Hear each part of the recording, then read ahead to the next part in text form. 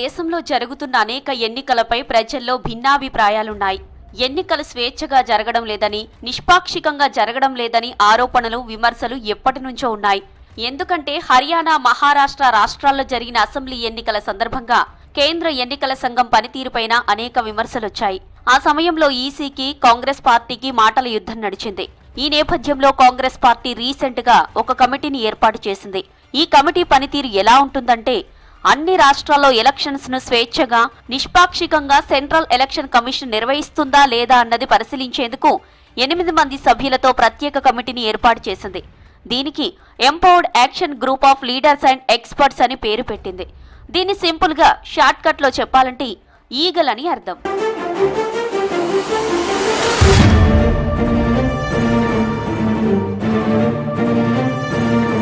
అలా కమిటీ ఏర్పాటైందో లేదో అప్పుడే తన పని మొదలుపెట్టింది. ఈగల్ కమిటీ తన తొలి పరిశీలన అంశంగా మహారాష్ట్ర ఓటర్ల జాబితాలో అవకతవకలు జరిగాయన్న ఆరోపణలను సెలెక్ట్ చేసుకుంది. దీనిపై పరిశీలన జరిపి వీలైనంత త్వరలో తన నివేదికను పార్టీ నాయకత్వానికి అందించనుంది. దీంతో పాటు ఇతర రాష్ట్రాల్లో నిర్వహించిన ఎన్నికలపైన కమిటీ ఈ తరహా పరిశీలన జరపనుంది.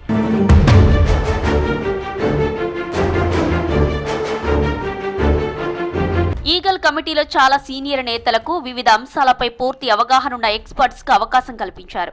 కమిటీలో ఉన్న వారిలో కాంగ్రెస్ కోశాధికారి అజయ్ మాకేన్, సీనియర్ నేతలు దిగ్విజయ్ సింగ్, అభిషేక్ సింఘ్వి, ప్రవీణ్ చక్రవర్తి, పవన్ ఖేడా, గురుదీప్ సింగ్ సప్పాల్, నితిన్ రౌత్, చల్లా వంశీచంద్ రెడ్డి ఉన్నారు.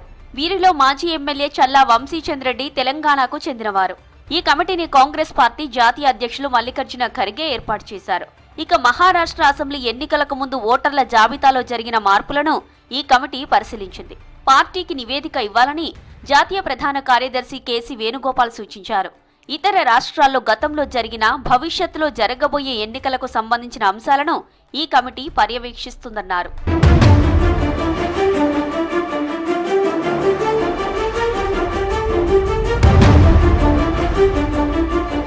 ఢిల్లీ అసెంబ్లీ ఎన్నికల వేళ కాంగ్రెస్ ఈగల్ కమిటీ ఏర్పాటు ప్రాధాన్యం సంతరించుకుంది. ఢిల్లీ ఎన్నికలతో పాటు త్వరలో జరగబోయే అన్ని రాష్ట్రాల్లోని ఎన్నికలను పర్యవేక్షించనుంది ఈ కమిటీ. క్షేత్రస్థాయిలో ఎన్నికల పారదర్శకతను పరిశీలించిన తర్వాత రిపోర్టును లోక్సభ ప్రతిపక్ష నాయకుడు రాహుల్ గాంధీకి అందజేయనున్నారు. రిపోర్టును బట్టి కాంగ్రెస్ పార్టీ అడుగులు వేయనుంది. ఎన్నికల కమిషన్ పై నిఘా ఉంచడమే తమ లక్ష్యమని కొంతమంది కమిటీ సభ్యులు చెబుతున్నారు. స్వేచ్ఛగా, నిష్పాక్షికంగా ఎన్నికలు నిర్వహించడం ఈసీ రాజ్యాంగ బాధ్యత అయినప్పటికీ ఇటీవలి కాలంలో అలా జరగలేదని ఆరోపణలు చేస్తున్నారు.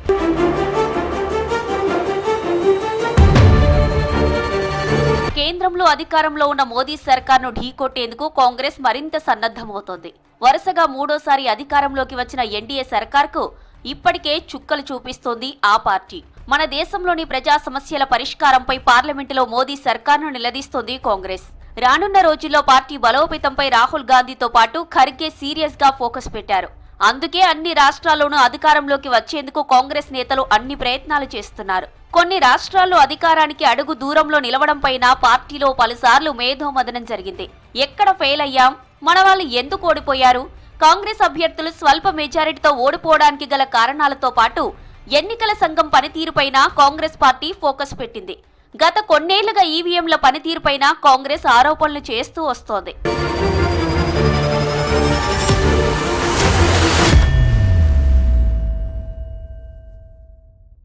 మహారాష్ట్ర ఎన్నికల్లో అక్రమాలు జరిగాయని మొదటి నుంచి కాంగ్రెస్ ఆరోపిస్తోంది. అందుకే మహారాష్ట్ర ఎన్నికల్లో అవకతవకలు జరిగాయన్న దానిపై పోస్టుమార్టం చేసి సవివరమైన నివేదికను సిద్ధం చేసి త్వరలోనే పార్టీ హైకమాండ్కు సమర్పించనుంది. ఇటు ఢిల్లీ ఎలక్షన్స్ పైన నివేదిక అందించనుంది. గతేడాది చివర్లో మహారాష్ట్రలో అసెంబ్లీ ఎన్నికలు జరిగాయి. ఎన్నికల్లో ఒకవైపు బీజేపీ, సిందే గ్రూప్ నకు చెందిన శివసేన, అజిత్ పవార్ గ్రూప్ నకు చెందిన ఎన్సీపీతో కూడిన అధికార కూటమి ఉంది. ఇక మరోవైపు మహావికాస్ అఘాడీ బరిలో నిలిచింది. ఇందులో కాంగ్రెస్, ఉద్ధవ్ ఠాక్రే నేతృత్వంలోని శివసేన, శరద్ పవార్ కు చెందిన ఎన్సీపీ ఉన్నాయి. ఎన్నికల ఫలితాల్లో బీజేపీ అతిపెద్ద పార్టీగా అవతరించడం, దాని మిత్రపక్షాలు ఎన్నికల్లో విజయం సాధించడంతో గెలుపుపై ఆశలు పెట్టుకున్న ప్రత్యర్థులు షాక్కు గురయ్యారు. ఎన్నికల తర్వాత ప్రతిపక్షాలన్నీ 50 సీట్ల మార్కును కూడా చేరుకోలేకపోయాయి. చాలా స్థానాల్లో ఓటర్ల జాబితాలో అవకతవకలు జరిగాయని ఆరోపిస్తూ ఎన్నికల సంఘానికి ఇప్పటికే ఫిర్యాదు చేశారు కాంగ్రెస్ నాయకులు.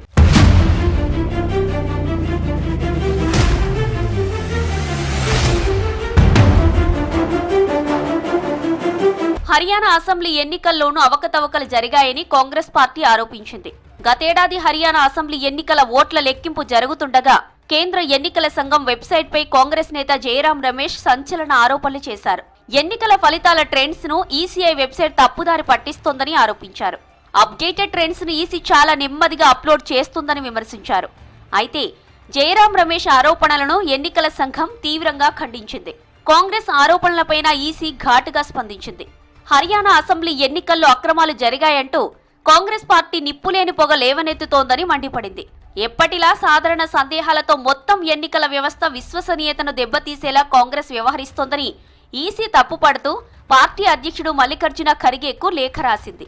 ఇక ఈవీఎంలలో బ్యాటరీ సామర్థ్య ప్రదర్శన హెచ్చుతగ్గులపై సందేహాలు ఉన్నాయని కాంగ్రెస్ 26 నియోజకవర్గాల్లో కొనసాగిన ఎన్నికల ప్రక్రియపై ఫిర్యాదులతో ఈసీకి 8 పేజీల లేఖ రాసింది.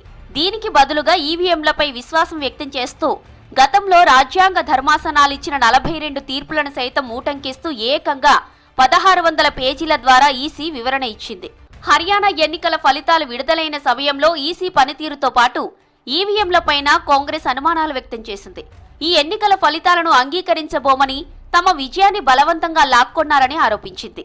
ఈ క్రమంలోనే ఎన్నికల సంఘం అధికారులను కలిసి ఓట్ల లెక్కింపుపై ఫిర్యాదు చేసింది.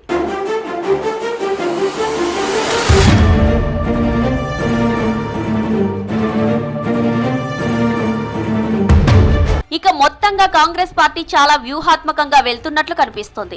త్వరలో పలు రాష్ట్రాల్లో జరగబోయే ఎన్నికలపై సీరియస్ గా ఫోకస్ పెట్టింది. గెలిపే లక్ష్యంగా అడుగులు వేస్తోంది.